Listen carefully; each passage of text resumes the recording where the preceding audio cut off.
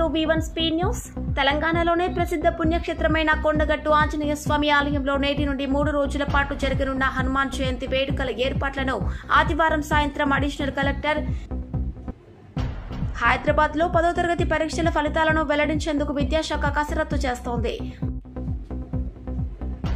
హైదరాబాద్ లో 10వ తరగతి పరీక్షల ఫలితాలను వెల్లడించేందుకు విద్యాశాఖ కసరత్తు చేస్తోంది.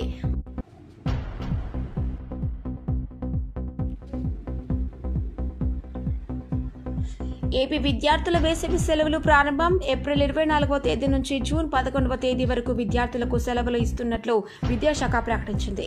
దీన్ని దృష్టిలో ఉంచుకొని పిల్లలు సెలవుల్లో అమ్మమ్మ ఊర్లు వెళ్లేందుకు సిద్దమవుతున్నారు. కేరళలో బర్డ్ ఫ్లూ కేసులు కలకలం రేపుతున్నాయి. కేరళలోని ఆలప్పులలో 2 లక్షల కోళ్లు బాతులను చంపి పూడ్చిపెట్టారు అక్కడి అధికారులు. కేరళలో బర్డ్ ఫ్లూ వ్యాప్తితో అప్రమత్తమైంది తమిళనాడు ప్రభుత్వం.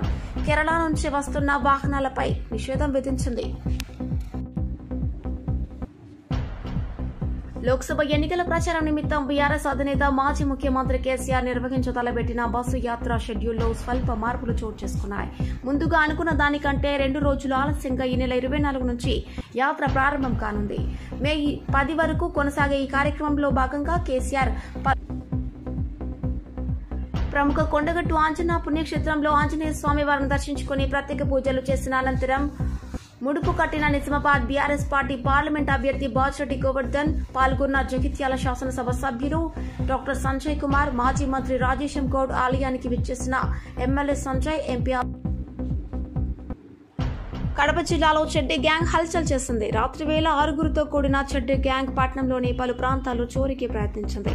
అంతకుముందు ఆ గ్యాంగ్ రెక్కి నిర్వహించినట్లు సీసీ ఫుటేజ్ ఆధారంగా పోలీసులు గుర్తించారు. దీంతో పోలీసులు అప్రమత్తమై మోస్టా మండలం గోవూరు గ్రామంలో నూతనంగా నిర్మించిన మరిగమ్మ ఆలయంలో జరిగిన మరిగమ్మాదేవి విగ్రహ ప్రతిష్టాపన మహోత్సవంలో పాల్గొన్న మాజీ శాసనసభ సభాపతి, మాజీ మంత్రి, బాన్స్వాడ నియోజకవర్గ శాసనసభ్యులు పోచారం శ్రీనివాసరెడ్డి పాల్గొన్న బాన్స్వాడ నియోజకవర్గ బీఆర్ఎస్ పార్టీ ఇన్ఛార్జ్, మాజీ డీసీసీబీ చైర్మన్ పోచారం భాస్కర్ రెడ్డి, నాయకులు పోచారం సురేందర్ రెడ్డి, ప్రజాప్రతినిధులు, నాయకులు. నాందేడ్ జిల్లా ధర్మాబాద్ తాలూకాలోని పటోదా గ్రామంలో గల శ్రీ రోకడేశ్వర్ హనుమాన్ మందిరంలో సోమవారం ఆంజనేయ స్వామికి ప్రత్యేక పూజలు నిర్వహించారు. గ్రామంలో గల స్వామివారికి పైకప్పు లేకపోవడం సోమవారం నాడే ప్రత్యేక పూజలు చేపట్టడం విశేషం. ప్రతి సోమవారం हार्दिक स्वागत है। रोकड़ेश्वर यहाँ का प्रसिद्ध ऐसा भगवान है। जहाँ भगवान रोकड़ेश्वर का है वहाँ मंदिर बंधे हुआ नहीं रहता। हर जगह हनुमान मंदिर और मारुति मंदिर रहता है, लेकिन उसको देवालय या मंदिर बंधे हुआ रहता है। लेकिन हमारा रोकड़ेश्वर ऐसा भगवान है, ये भगवान धूप में सूखता, बारिश में दिखता, ठंडी में रहता है। ऐसा ओपन टू प्लेस खुले जगह में रोकड़ेश्वर है। इसका महिमा इतना है, हर भक्त की जो भी कामना होती है वो कामना देर हुई होंगी, दुरुस्त होंगी, लेट होगा, लेकिन काम होना ही है। పశ్చిమ బెంగాల్లో 2016లో నియమితులైన సుమారు 24,000 మంది టీచర్లు, నాన్ టీచర్లకు కలకత్తా హైకోర్టు ఈరోజు షాక్ ఇచ్చింది. ప్రభుత్వ ఎయిడెడ్ స్కూళ్లలో నియామకాల కోసం అనుసరించిన ప్రక్రియ చట్టవిరుద్ధంగా ఉందని ప్రకటిస్తూ ఆ ఉద్యోగాలు పొందిన వారి అపాయింట్మెంట్లను రద్దు చేసింది. ఆ టీచర్లంతా 6 వారాలుగా పొందిన జీతాలను 12% వడ్డీతో కరీంనగర్ లోక్సభ స్థానానికి కాంగ్రెస్ పార్టీ అభ్యర్థి వెలిచల రాజేందర్ రావు హట్టహాసంగా నామినేషన్ ఈరోజు దాఖలు చేశారు. ఏఐసీసీ అధికారికంగా ప్రకటించనున్న మంత్రి పొన్నం ప్రభాకర్, ప్రభుత్వ విప్ ఆది శ్రీనివాస్, ఎమ్మెల్యేలు కవ్వంపల్లి సత్యనారాయణ, మేడిపల్లి సత్యంలో నామినేషన్ కార్యక్రమానికి హాజరు కావడంతో సిద్దిపేట జిల్లా చేర్యాల మండలం సిఎస్సీను, కొమరవెల్లి ఎస్ఐ నాగరాజు, పోలీస్ సిబ్బంది, స్టాటికల్ సర్వేలెన్స్ టీం సిబ్బందితో కలిసి ఐనాపూర్ చెక్పోస్టు వద్ద సర్ఫేస్ వాహనాల తనిఖీ నిర్వహిస్తుండగా ఆకుల యాదగిరి గ్రామం తోర్నాలలో తన కారులో ఎలాంటి ఆధారాలు లేకుండా 60,000 రూపాయలు ఉండగా సీజ్ చేయడం జరిగింది.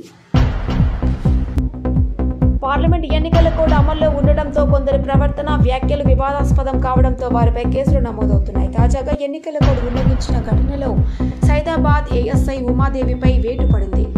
ఆమెను సస్పెండ్ చేస్తూ హైదరాబాద్ సిపి శ్రీనివాస్ రెడ్డి ఈరోజు ఉత్తర్వులు జారీ చేశారు.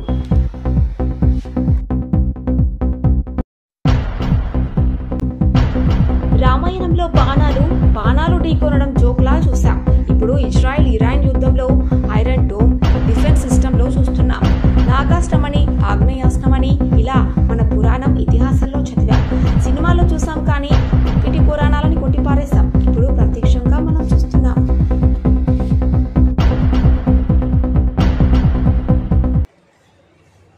ప్రపంచ ప్రథమ సోషలిస్ట్ విప్లవ సారథి కామ్రేడ్ లెనిన్ 154వ జయంతి సందర్భంగా బోధన్పట్నంలో పోస్టాఫీస్ వద్ద సిపిఎంఎల్ మాస్ లైన్ ప్రజాపందా పార్టీ ఆధ్వర్యంలో లెనిన్ జయంతి ఉత్సవాన్ని మరియు ఎంఎల్ పార్టీ ఆవిర్భావ దినోత్సవాన్ని ఘనంగా నిర్వహించారు.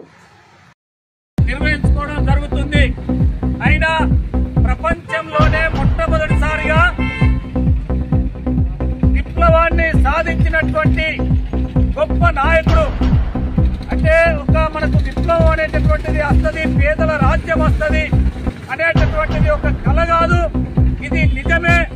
పేదల రాజ్యం ఏర్పడుతుంది. ఈ దోపిడీ రాజ్యం అనేటటువంటిది శాశ్వతం కాదు. ఎందుకంటే ఈరోజు పెట్టుబడిదారులు ఈరోజు ఈ పెట్టుబడి వ్యవస్థనే శాశ్వతమైనటువంటిది అనేటటువంటి చెప్తున్నటువంటి దానికి విరుద్ధంగా మావో ఏదైతే రచించిండో ఈ వ్యవస్థ పోతుంది, పేదల రాజ్యం వస్తుంది అనేటటువంటి దాన్ని అది కల కాదు నిజమే అనేటటువంటి దాన్ని నిజం చేసినటువంటి వ్యక్తి లెనిన్. ఆయన పోరాడి సాధించి అనేక త్యాగాలు చేసి ఈ రోజు ఆయన 154వ జయంతిని మనం జరుపుకుంటున్నాం. ఈ సందర్భంగా ఆయనని స్మరిస్తూ ఆయన ఏదైతే సాధించిండో ఆ సాధన కోసం మనం కూడా భారతదేశంలో విప్లవ సాధ్యం, పేదలు అనేటటువంటి ఈ పేదల రాజ్యం వస్తుంది అనేటటువంటి దాన్ని కళని నిజం చేసినటువంటి దినాన్ని మనం కూడా అదే స్ఫూర్తితోనే భారతదేశంలో విప్లవ సాధన కోసం కృషి చేయాలని చెప్పి కోరుతూ నేను లోక్సభ ఎన్నికల నేపథ్యంలో సాలూరు అంతర్రాష్ట్ర చెక్పోస్టు వద్ద ముమ్మరంగా తనిఖీలు చేస్తున్న ఎస్ఎస్టీ మరియు స్థానిక పోలీసులు. లోక్సభ ఎన్నికల నేపథ్యంలో ఎన్నికల సంఘం అధికారుల సూచనల మేరకు ఎస్ఎస్టీ మరియు స్థానిక పోలీసులు కేంద్ర బలగాలు కట్టుదిట్టమైన చర్యలు చేపట్టారు.